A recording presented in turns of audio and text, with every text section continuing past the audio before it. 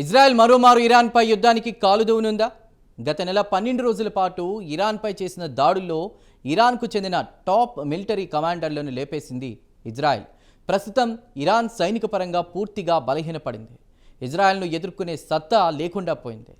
చాప కింద నీరులా ఇజ్రాయెల్ మరోమారు ఇరాన్పై దాడులు చేయడానికి పూర్తి ప్లానింగ్ చేస్తున్నట్లు ముహూర్తం కోసం ఎదురు చూస్తుందని అనలిస్టులు భావిస్తున్నారు. ఆ వివరాలు ఇప్పుడు చూద్దాం.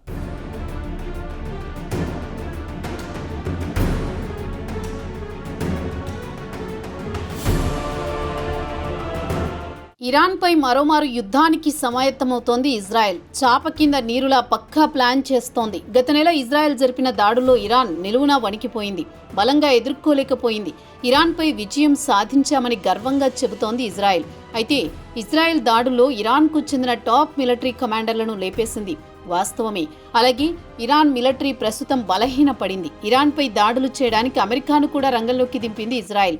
ట్రంప్ బంకర్ బస్టర్ బాంబులను తీసుకొచ్చి ఇరానియన్ న్యూక్లియర్ సైట్స్ ఫోర్డోపై వేసిన విషయం తెలిసిందే. ఈ దాడి తర్వాత ఇరాన్పై పైచేయి సాధించామని ఇజ్రాయెల్ అయితే గొప్పగా చెప్పుకుంటోంది. అయితే అవసరం అనుకుంటే ఇరాన్పై మరోమారు దాడి చేయడానికి వెనుకాడమని ఇజ్రాయెల్ చెబుతోంది. దీనికి కారణం కూడా లేకపోలేదు. ఇజ్రాయెల్ ప్రధాని బెంజమిన్ నెతన్యాహు మాత్రం ఇరాన్పై మరోమారు దాడులు చేయాల్సిందేనని పట్టుదలతో ఉన్నారు.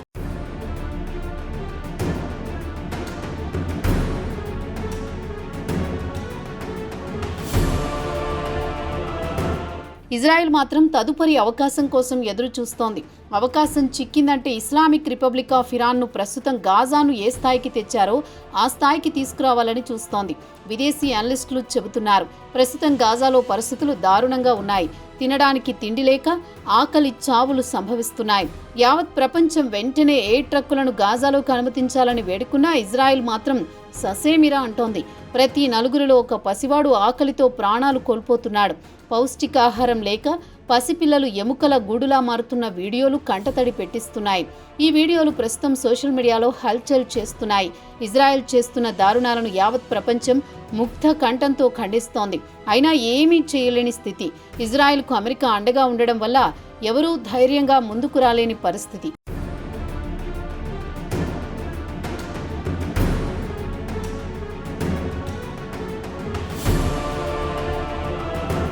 ఇక ఇరాన్పై ఇజ్రాయెల్ దాడి చేయడానికి అమెరికా అనుమతి ఇస్తుందా అన్న ప్రశ్న తలెత్తుతోంది. అయితే ఈసారి అమెరికా అనుమతి ఇచ్చే పరిస్థితి లేదంటున్నారు. ఇదిలా ఉండగా గత నెల అంటే జూన్ 2వ వారంలో ఇజ్రాయెల్ అకస్మాత్తుగా ఇరాన్పై బాంబుల వర్షం కురిపించింది. ఇరాన్లోని అణు ప్లాంట్లను ధ్వంసం చేయడానికి దాడులు చేస్తామని తమ చర్యను సమర్థించుకుంది. గత నెల ఇరాన్పై జరిపిన దాడిలో సుమారు 1000 మంది ఇరానియన్లు ప్రాణాలు కోల్పోగా ఇజ్రాయెల్ తరపున 29 మంది ప్రాణాలు కోల్పోయారు. ఇక ఇజ్రాయెల్ వాదన విషయానికొస్తే ఇరాన్పై యుద్ధాన్ని సమర్థించుకుంది. ఇరాన్ నుంచి తమకు ప్రమాదం పొంచి ఉందని, అందుకే తమను తాము కాపాడుకోవడానికి దాడులు చేయాల్సి వచ్చిందని వివరణ ఇచ్చుకుంది. ఇరాన్ తమ అణ్వాయుధాలను తమపై ప్రయోగించే అవకాశం ఉందని, అందుకే తాము దాడులు చేయాల్సి వచ్చిందని చెప్పింది. ఇక టెహ్రాన్ విషయానికొస్తే తమ న్యూక్లియర్ ప్రోగ్రాం కేవలం పౌర ప్రయోజనాల కోసమే అని వాదిస్తోంది.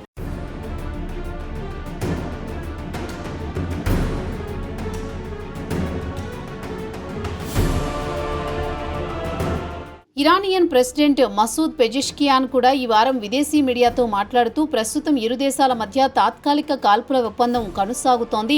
మరి ఈ కాల్పుల ఒప్పందం ఎన్ని రోజుల పాటు కొనసాగుతుందో అనుమానమేనని తమ అభిప్రాయాన్ని వ్యక్తం చేశారు. ఒకవేళ ఇజ్రాయెల్ తమపై యుద్ధానికి దిగితే తాము కూడా సిద్ధంగా ఉన్నామని ఆయన స్పష్టం చేశారు. ఈసారి ఇజ్రాయెల్ను అంత తేలికగా వదలం. తమ సైనికులు ఇజ్రాయెల్లో దూరి వారికి తమ సత్తా ఏంటో చాటి చెబుతారని ఇరాన్ ప్రెసిడెంట్ అన్నారు. అయితే యుద్ధానికి గల కారణాల విషయానికొస్తే ఇజ్రాయెల్ పైకి చెప్పేది ఇరాన్లోని అణు ప్లాంట్లను మాత్రమే తాము లక్ష్యంగా చేసుకుని దాడులు చేస్తున్నామని పైకి చెబుతున్నా వాస్తవానికి ఇజ్రాయెల్ ఇరాన్కు చెందిన హై ర్యాంకింగ్ మిలిటరీ కమాండర్లను, జనరల్ను, ఉన్నతాధికారులను లక్ష్యంగా చేసుకుని వారిని చంపుతోంది. ఇక ఇజ్రాయెల్ అసలు ఉద్దేశం స్పష్టంగానే కనిపిస్తోంది. ఇరాన్ పూర్తిగా బలహీనం చేసి అక్కడి ప్రభుత్వాన్ని కూల్చడమేనని ఇరాన్కు చెందిన రాజకీయ విశ్లేషకులు అభిప్రాయపడుతున్నారు.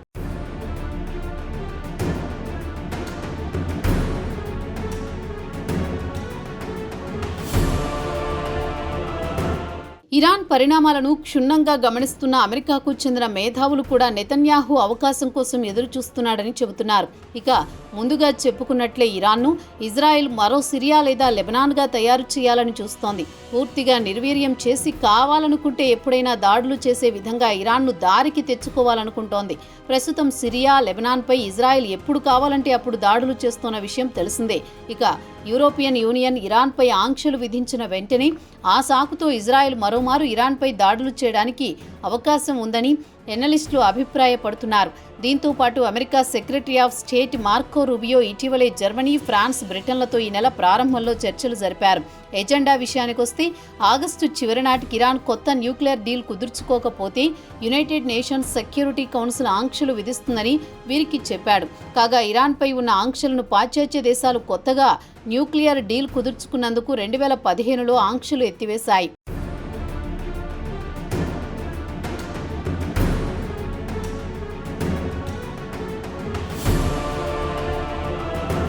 అమెరికా కూడా డొనాల్డ్ ట్రంప్ మొదటిసారి ప్రెసిడెంట్గా ఉన్నప్పుడు 2018లో తిరిగి ఇరాన్పై ఆంక్షలు విధించింది. ప్రస్తుతం యూరోపియన్ దేశాలు కూడా ఇదే విధంగా ఇరాన్పై ఆంక్షలు విధించే అవకాశాలున్నాయని చెబుతున్నారు. ఇరాన్ యుఎన్ సెక్యూరిటీ కౌన్సిల్తో డీల్ కుదుర్చుకోకపోతే యూరోపియన్ దేశాలు మరోమారు ఇరాన్పై ఆంక్షలు విధించే అవకాశాలున్నాయి. ఒకవేళ EU దేశాలు ఇరాన్పై ఆంక్షలు విధిస్తే అదే అదనుగా ఇజ్రాయెల్ ఇరాన్పై దాడులు చేస్తుంది. అయితే మరికొందరు విశ్లేషకులు మాత్రం ప్రస్తుతం ఇజ్రాయెల్ ధ్వంసం చేసిన న్యూక్లియర్ ప్లాంట్లను రిపేర్ చేయిస్తుందా లేదా అనే విషయం ఇజ్రాయెల్కు తెలిసే అవకాశం లేదు. ఇజ్రాయెల్ వద్ద ఆ ఇంటెలిజెన్స్ వ్యవస్థ లేదన్న టాక్ ఇరాన్లో వినిపిస్తోంది. దీంతో పాటు ఒకవేళ ఇజ్రాయెల్ ఇరాన్పై దాడులు చేయాలనుకుంటే ముందు అమెరికా ప్రెసిడెంట్ ట్రంప్ అనుమతి తీసుకునే దాడులు చేయాల్సి ఉంటుంది. ఎందుకంటే ఇజ్రాయెల్ సిరియాపై అనవసరంగా దాడులు చేయడం ట్రంప్కు ఆగ్రహం తెప్పించింది. కాగా సిరియా కొత్త ప్రెసిడెంట్ అహ్మద్ అల్ షరారా ప్రస్తుతం ట్రంప్కు అత్యంత సన్నిహితుడయ్యాడు. సిరియాలో బషర్ అల్ అసద్ ప్రభుత్వాన్ని కూల్చిన ఘనత షరాకు దక్కుతుంది. ఇజ్రాయెల్ సిరియాపై దాడులు చేస్తే మాత్రం ట్రంప్ అంగీకరించే పరిస్థితి లేదు.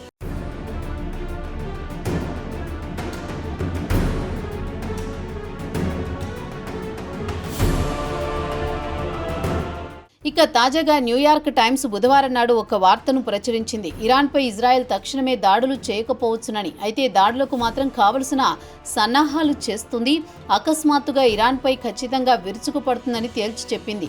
దీనికి న్యూయార్క్ టైమ్స్ యూరోపియన్ యూనియన్ దౌత్యవేత్తతో పాటు 3 ఉన్నతాధికారులు తమకు సమాచారం ఇచ్చినట్టు కోట్ చేసి వార్తను ప్రచురించింది. ఇక ఇజ్రాయెల్ దాడుల విషయానికొస్తే అపార్ట్మెంట్ కాంప్లెక్సులు, చమురు శుద్ధి కర్మాగారాలు, ఎయిర్పోర్ట్లు, షూ ఫ్యాక్టరీలను లక్ష్యంగా చేసుకుని దాడులు చేస్తుందని అంచనా వేశారని NYT తెలిపింది. అయితే గత నెలలో జరిగిన దాడి కంటే ముందు ఇజ్రాయెల్ పెద్ద ఎత్తున టెహ్రాన్లోకి తమ గూఢచారులను పంపించింది. వీరంతా టెహ్రాన్కు సంబంధించిన ఖచ్చితమైన సమాచారం పంపించి దాడులు చేయించారు. అదీ కాకుండా వీరే డ్రోన్ల ద్వారా చేశారు. ప్రస్తుతం ఆ నెట్వర్క్కు చెక్కు చెదరకుండా అలానే ఉంటుందని భావిస్తున్నారు. ఇరాన్ భద్రతా దళాల్లో ఇజ్రాయెల్ గూఢచారులు చేరారన్న టాక్ కూడా వినిపిస్తోంది. ఇక ఇరాన్కు కూడా నెతన్యాహు గేమ్ ప్లాన్ గురించి బాగానే తెలుసు. ఇజ్రాయెల్ అదును చూసి దాడులు చేస్తుందని అంచనా వేస్తోంది. దౌత్యపరంగా న్యూక్లియర్ ప్రోగ్రామ్ డీల్ను యుఎన్ సెక్యూరిటీ కౌన్సిల్తో డీల్ కుదుర్చుకోవాలనే ఆలోచనలో ఉన్నట్టు సమాచారం. ఒకవేళ డీల్ కుదుర్చుకుంటే ఇజ్రాయెల్ నుంచి దాడులు తగ్గే అవకాశాలు మెరుగుపడతాయి. ఇక ఇజ్రాయెల్ ఇరాన్లోని న్యూక్లియర్ ప్లాంట్ పేరుతో తరచూ దాడులు చేస్తున్న విషయం తెలిసిందే. ఇక ఇరాన్ ట్రంప్ చెప్పినట్లు యుఎన్ సెక్యూరిటీ కౌన్సిల్తో డీల్ కుదుర్చుకుంటే ప్రశాంతంగా ఉండవచ్చు. లేదంటే పక్కలో బల్లెంలా ఇజ్రాయెల్ నుంచి దాడులు జరిగే ప్రమాదం మాత్రం ఖచ్చితంగా ఉంటుందని అంటున్నారు పలువురు దౌత్యవేత్తలు. మరి Iran supreme leader Ayatollah Khamenei తాజా పరిణామాలపై ఎలా స్పందిస్తారో వేచి చూడాల్సిందే.